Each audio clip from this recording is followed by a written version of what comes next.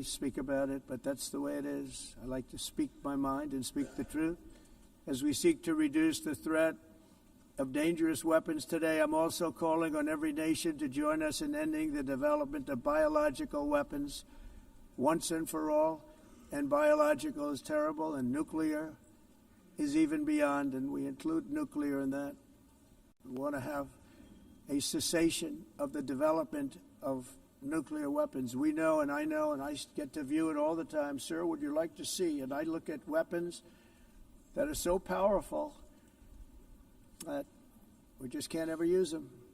If we ever use them, the world literally might come to an end. There would be no United Nations to be talking about. There would be no nothing. Just a few years ago, reckless experiments overseas gave us a devastating global pandemic. Yet despite that worldwide catastrophe, many countries are continuing extremely risky research into bioweapons and man-made pathogens. This is unbelievably dangerous. To prevent potential disasters, I'm announcing today that my administration will lead an international effort to enforce biological weapons convention, which is going to be meeting with the top leaders of the world by pioneering an AI verification system that everyone can trust. Hopefully the UN can play a constructive role, and it will also be one of the early projects under AI. Let's see how good it is, because a lot of people are saying it could be one of the great things ever, but it also can be dangerous, but it could be put to tremendous use and tremendous good, and this would be an example of that. Not only is the UN not solving the problems it should, too often, it's actually creating new problems for us to solve. The best example is the number one political issue of our time, the crisis of uncontrolled migration. It's uncontrolled. Your countries are being ruined. The United Nations is funding an assault on Western countries and their borders. In 2024, the UN budgeted $372 million in cash assistance to support an estimated 624,000 migrants journeying into the United States. Think of that. The UN is supporting people that are illegally coming into the United States, and then we have to get them out. The UN also provided food, shelter, transportation, and debit cards to illegal aliens. Can you believe that? On the way to infiltrate our southern border. Millions of people came through that southern border. Just a year ago, millions and millions of people were pouring in, 25 million altogether over the 4 years of the incompetent Biden administration. And now we have it stopped, totally stopped. In fact, they're not even coming anymore because they know they can't get through.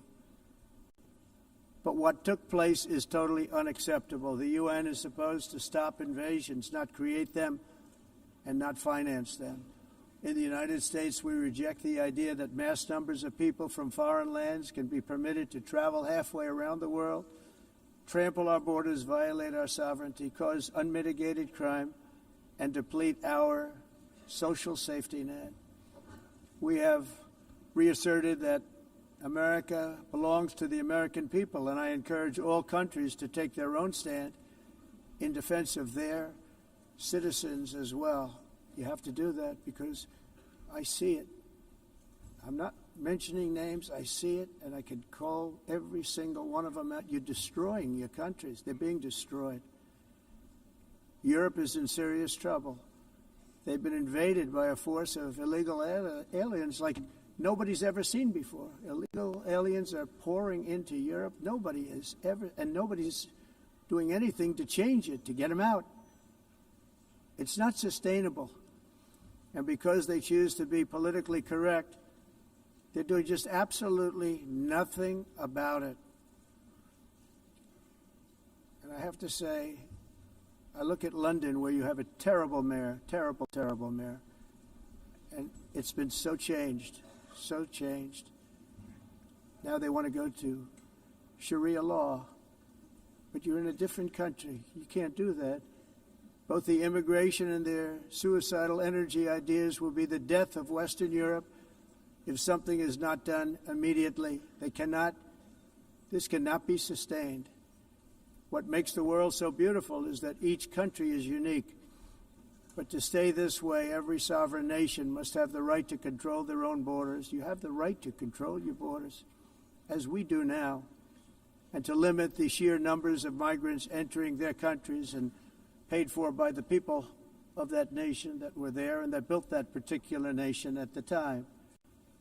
They put their blood, sweat, tears, money into that country, and now they're being ruined.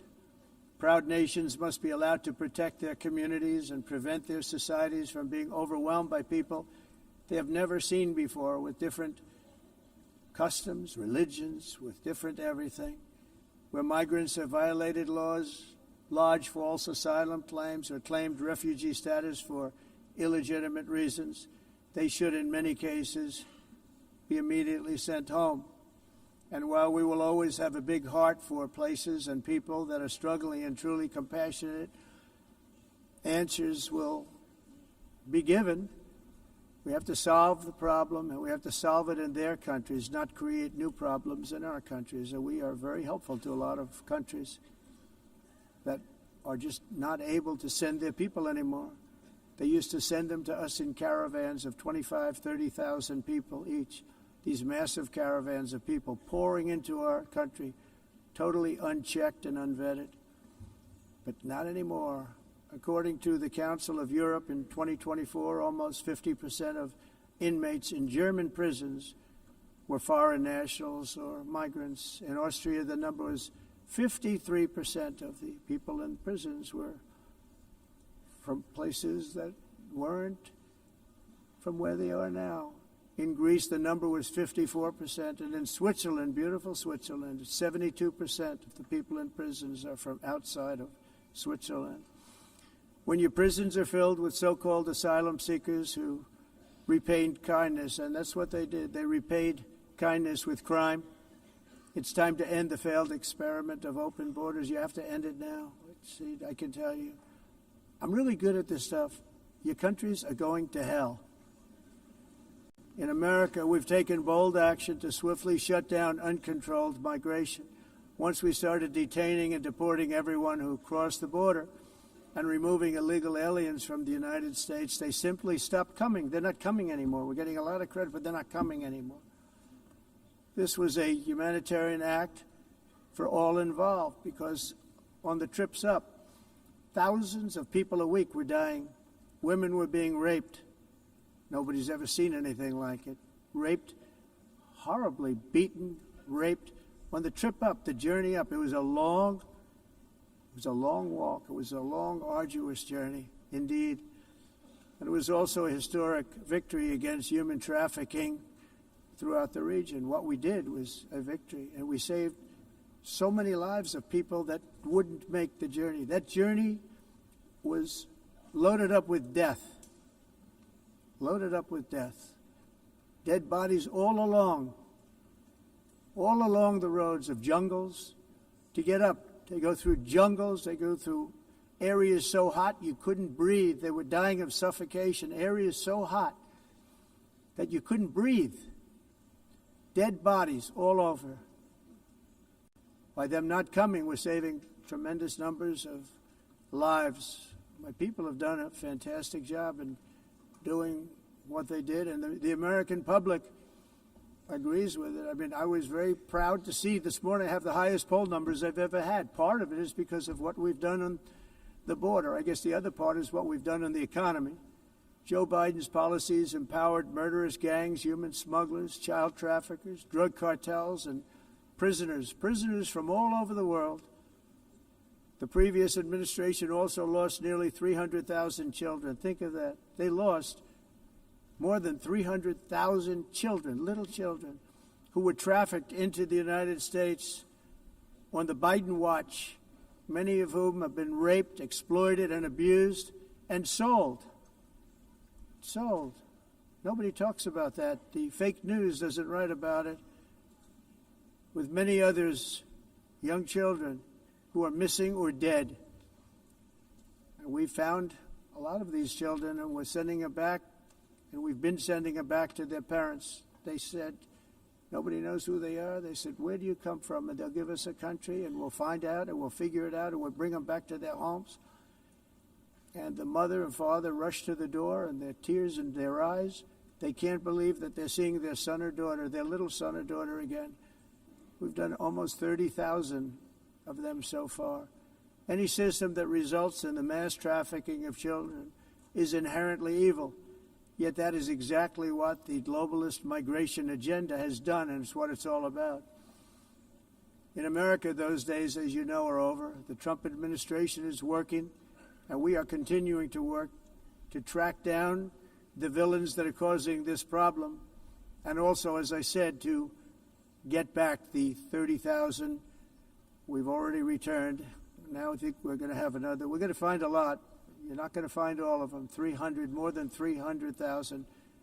They're lost or they're dead. They're lost or they're dead because of the animals that did this. To protect our citizens, I've also designated multiple savage drug cartels as far as and you see this, and you see it happening right before your eyes. Let's put it this way. People don't like taking big loads of drugs in boats anymore. There aren't too many boats that are traveling on the seas by Venezuela. They tend not to want to travel very quickly anymore. And we've virtually stopped drugs coming into our country by sea. We call them the water drugs. They kill hundreds of thousands of people. I've also designated multiple savage drug cartels as far as foreign terrorist organizations, along with two bloodthirsty transnational gangs, probably the worst gangs anywhere in the world, MS-13 and Tren de Aragua. Tren de Aragua is from Venezuela, by the way. Such organizations torture, maim, mutilate, and murder with impunity.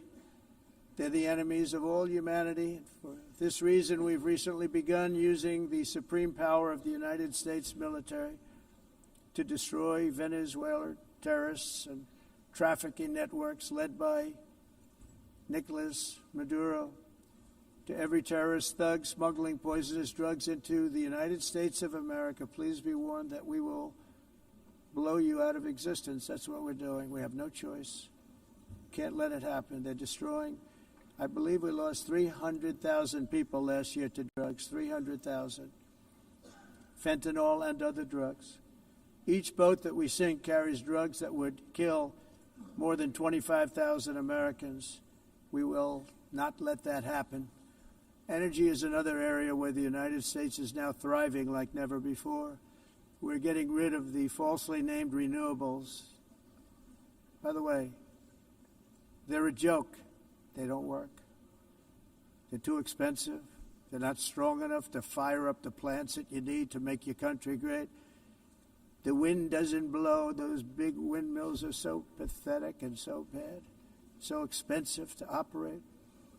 And they have to be rebuilt all the time, and they start to rust and rot. Most expensive energy ever conceived, and it's actually energy. You're supposed to make money with energy, not lose money. You lose money, the governments have to subsidize. You can't put them out without massive subsidies. And most of them are built in China, and I give China a lot of credit. They build them, but they have very few wind farms. So why is it that they build them and they send them all over the world, but they barely use them? You know what they use? Coal. They use gas.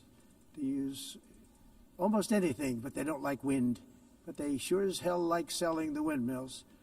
Europe, on the other hand, is a long way to go, with many countries being on the brink of destruction because of the green energy agenda. And I give a lot of credit to Germany. Germany was being led down a very sick path, both on immigration, by the way, and on energy. They were going green, and they were going bankrupt. And the new leadership came in, and they went back to where they were, with fossil fuel and with nuclear, which is good. It's now safe. You can do it properly. But they went back to where they were, and they opened up a lot of different plants, energy-producing plants, and they're doing well. I give Germany a lot of credit for that. They've said this is a disaster, what's happening. They were going all green. All green is all bankrupt. That's what it represents. And It's not politically correct. I'll be very badly criticized for saying it, but I'm here to tell the truth. I don't care. It doesn't matter to me. I'm in New York City. I'm feeling a lot safer. Crime, we're getting crime down. And by the way, speaking of crime, Washington, D.C. Washington, D.C. was the crime capital of America. Now it's after 12 days, it's a totally safe city. Everyone's going out to dinner. They're going out to restaurants. Your wife can walk down the middle of the street with or without you. Nothing's going to happen. My people have done a fantastic job. And yes, I called in the National Guard, and the National Guard took care of business, and they weren't politically correct, but they took care of business. We got 1,700 career criminals out, brought them back to where they came from, the countries where they came from, or put them in jails. Washington, D.C. is now a totally safe city again, and I welcome you to come. In fact, we'll have dinner together at a local restaurant, and we'll be able to walk. We don't have to go by an armor-plated vehicle. We'll walk right over there from the White House. They've given up their powerful edge, a lot of the countries that we're talking about, in oil and gas, such as essentially closing the great North Sea oil. Oh, the North Sea, I know it so well.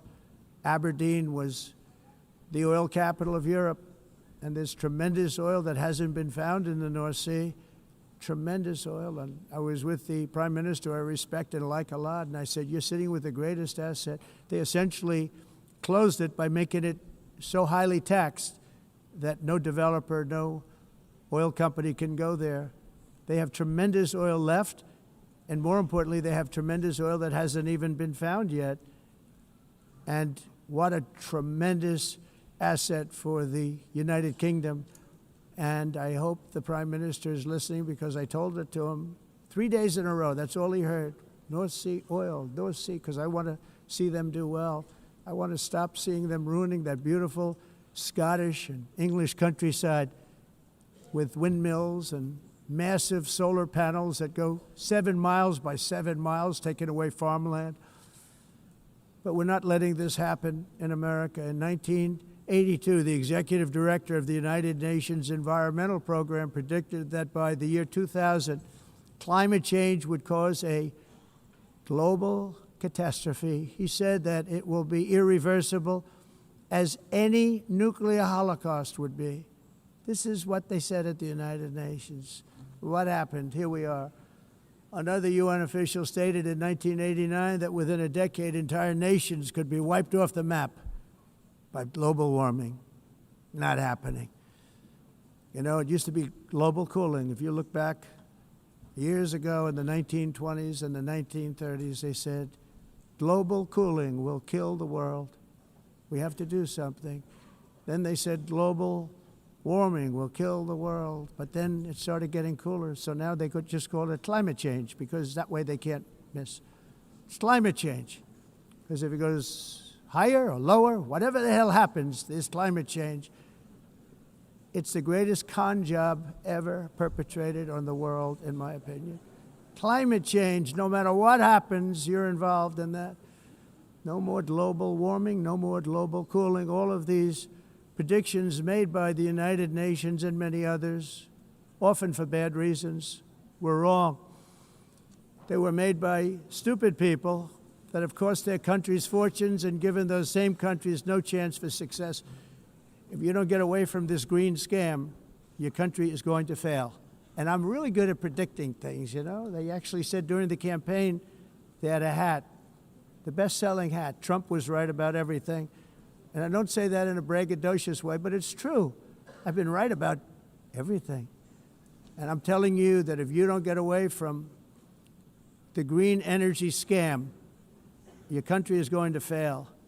And if you don't stop people that you've never seen before, that you have nothing in common with, your country is going to fail. I'm the President of the United States, but I worry about Europe. I love Europe. I love the people of Europe.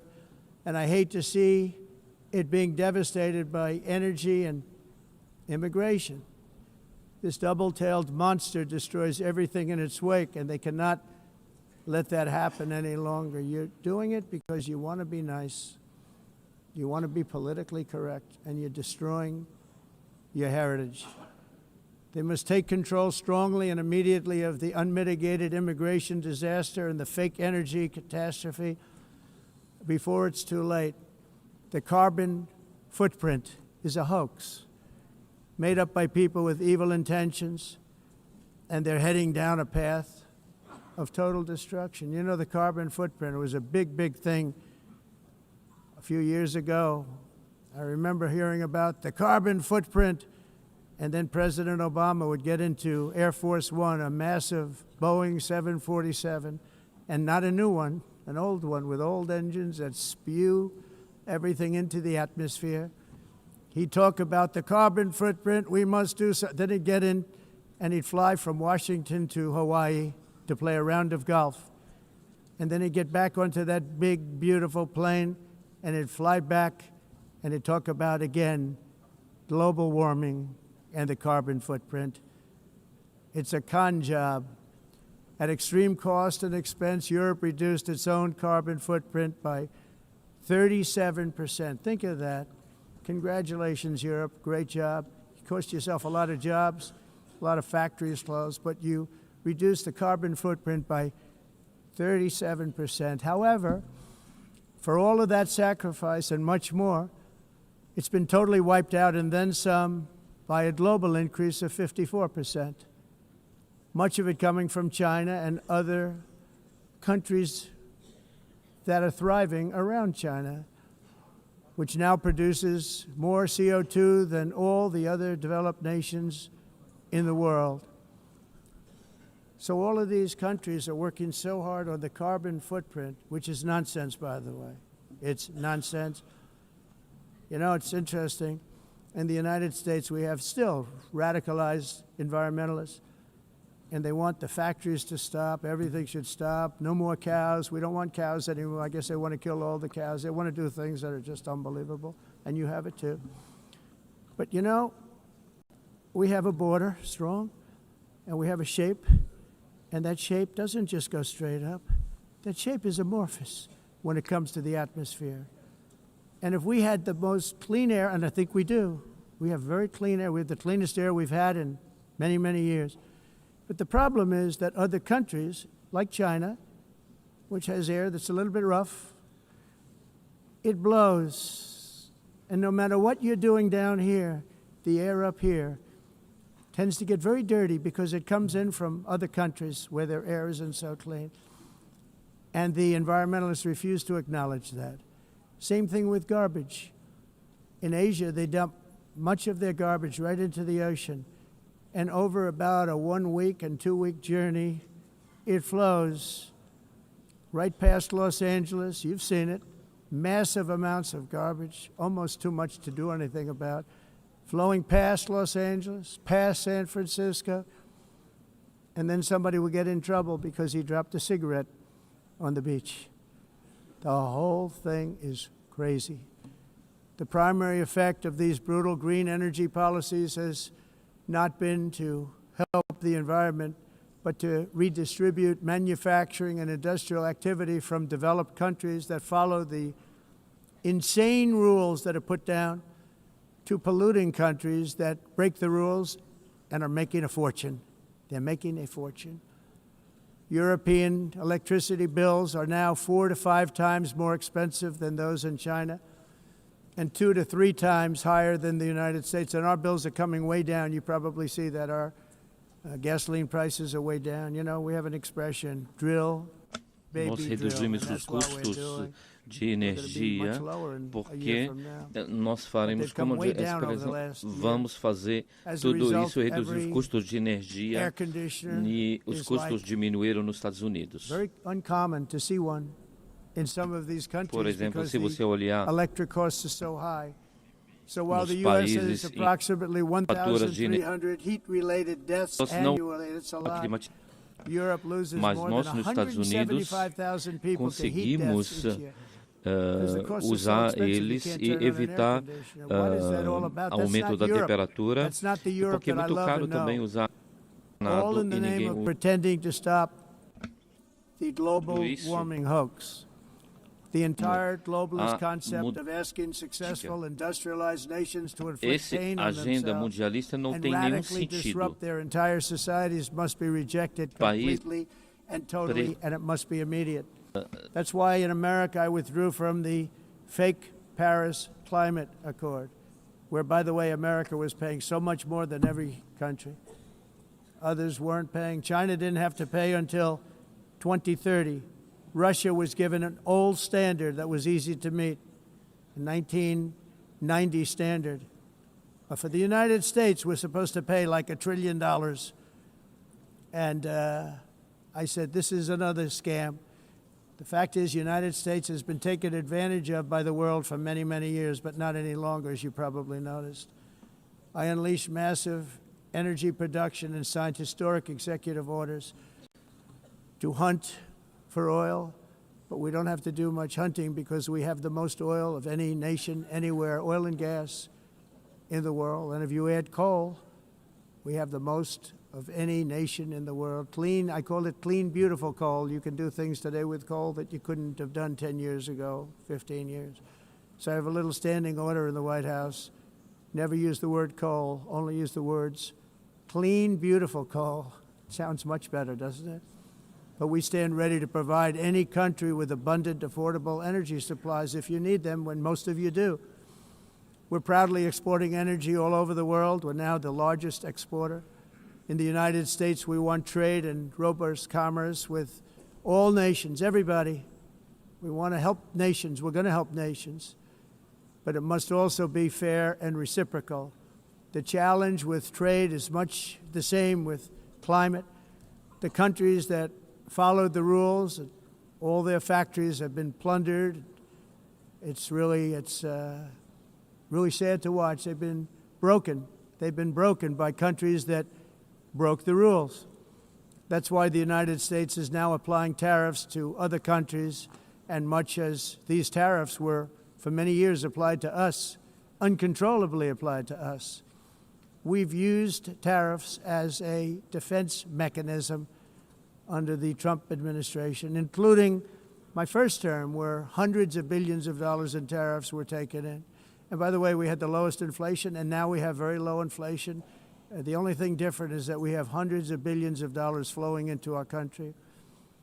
But this is how we will ensure that the system works for everyone and is sustainable into the future. We're also using tariffs to defend our sovereignty and security throughout the world, including against nations that have taken advantage of former U.S. administrations for decades, including the most corrupt, incompetent administration in history, the sleepy Joe Biden administration. Brazil now faces major tariffs in response to its unprecedented efforts to interfere in the rights and freedoms of our American citizens and others, with censorship, repression, weaponization, judicial corruption, and targeting of political critics in the United States. I have a little problem saying this because I must tell you, I was walking in and the leader of Brazil was walking out. We saw him and I saw him, he saw me, and we embraced. And then I'm saying, can you believe I'm going to be saying this in just 2 minutes? But we actually agreed that we would meet next week. We didn't have much time to talk, like about 20 seconds. They were in retrospect, I'm glad I waited because this thing didn't work out too well. But we did talk. We had a good talk, and we agreed to meet next week, if that's of interest. But he seemed like a very nice man, actually. He liked me, I liked him. But if you, and I only do business with people I like. When I don't like them, I don't like them. But we had, at least for about 39 seconds, we had excellent chemistry. It's a good sign. But also in the past, Brazil, can you believe this, unfairly tariffed our nation, but now because of our tariffs, we are hitting them back, and we're hitting them back very hard. As president, I will always defend our national sovereignty and the rights of American citizens. So I'm very sorry to say this, that Brazil is doing poorly and will continue to do poorly. They can only do well when They're working with us. Without us, they will fail, just as others have failed. It's true. Next year, the United States will celebrate the 250th anniversary of our glorious independence, a testament to enduring power and American freedom and spirit. We will also be proudly hosting the 2026 FIFA World Cup, and shortly thereafter, the 2028 Olympics, which is going to be very exciting. I hope you all come. I hope that countless people from all over the globe will take part of these will be great celebrations of liberty and human achievement, and that together we all can rejoice in the miracles of history that began in July 4th, 1776, when we founded the light to all nations. And it's something really that an amazing thing came out of that date. It's called the United States of America.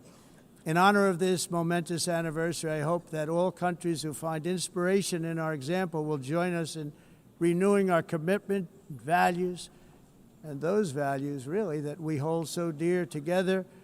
Let us defend free speech and free expression. Let us protect religious liberty, including for the most persecuted religion on the planet today. It's called Christianity. And let us safeguard our sovereignty and cherish qualities that have made each of our nations so special, incredible, and extraordinary.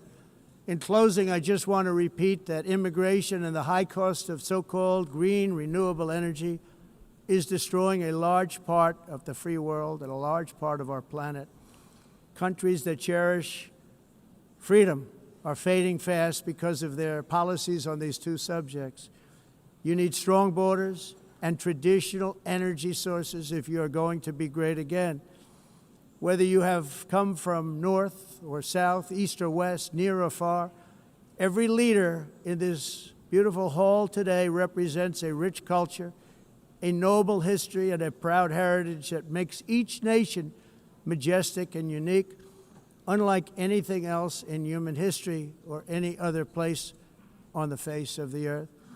From London to Lima, from Rome to Athens, from Paris to Seoul, from Cairo to Tokyo and Amsterdam to right here in New York City, we stand on the shoulders of the leaders and legends, generals and giants, heroes and titans who won and built our beloved nations, all of our nations, with their own courage, strength, spirit, and skill.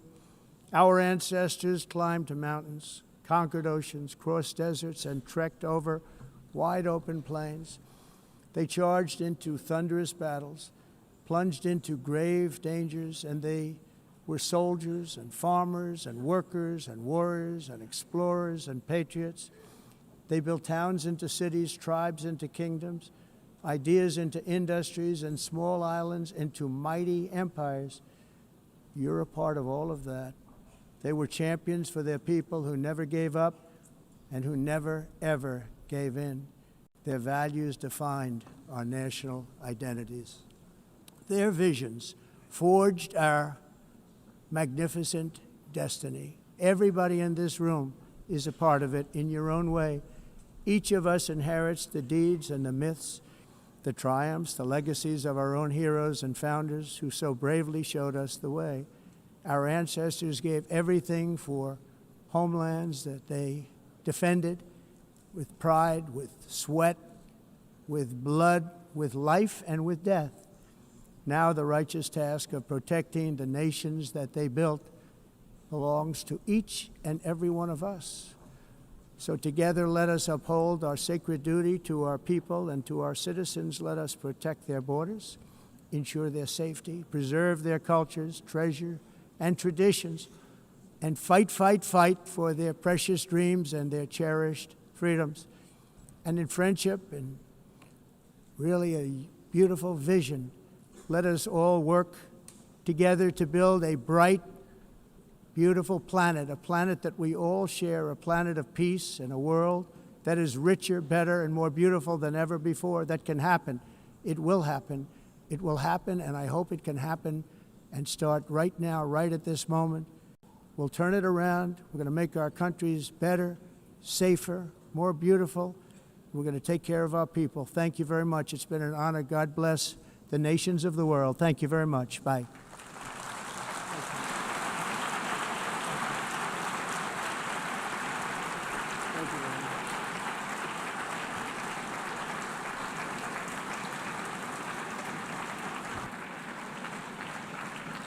On behalf of the Assembly, I wish to thank the President of the United States,